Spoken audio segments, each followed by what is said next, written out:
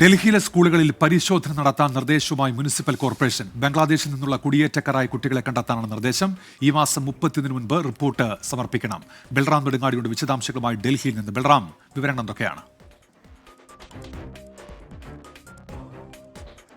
Unmesh, Delhi municipal കോർപ്പറേഷനാണ് ഡൽഹിയിലെ എല്ലാ സ്കൂളുകൾക്കും ഈ നിർദ്ദേശം നൽകിയിരിക്കുന്നത്. കുട്ടികളുടെ ജനന സർട്ടിഫിക്കറ്റ് അടക്കമുള്ളവ പരിശോധിക്കണമെന്നും ബംഗ്ലാദേശ് പൗരന്മാർ അനധികൃതമായി കുടിയേറിയ ബംഗ്ലാദേശ് പൗരന്മാരുടെ കുഞ്ഞുങ്ങൾ അവിടെ പഠിക്കുന്നില്ല എന്ന് ഉറപ്പാക്കണം എന്നുമുള്ള നിർദ്ദേശമാണ് നൽകിയിരിക്കുന്നത്. അത്തരത്തിൽ ആരെങ്കിലും കണ്ടെത്തുകയാണെങ്കിൽ അത് റിപ്പോർട്ട് ചെയ്യണമെന്ന നിർദ്ദേശവും MCD നൽകിയിട്ടുണ്ട് സ്കൂളുകൾക്ക്.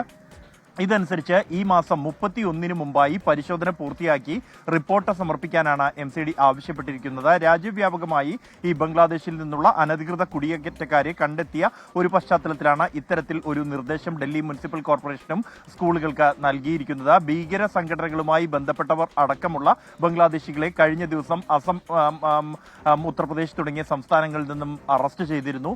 ഈ ഒരു പശ്ചാത്തലത്തിൽ കൂടിയാണ് ഇത്തരത്തിൽ ഒരു നീക്കം. ഇന്ത്യ ബംഗ്ലാദേശ് ബന്ധം വഷളായ ഇരിക്കുന്ന ഒരു സാഹചര്യത്തിൽ കൂടിയാണ് അനധികൃതമായി ബംഗ്ലാദേശിൽ നിന്നും ഇന്ത്യയിലേക്ക് കടന്ന ആളുകളെ കണ്ടെത്താനുള്ള ഒരു നടപടി അധികൃതർ ആരംഭിച്ചിരിക്കുന്നത്. ബൽറാം നെടുങ്ങാടിയാണ് ഡൽഹിയിൽ നിന്ന് വിശദാംശങ്ങൾ നൽകിയത്.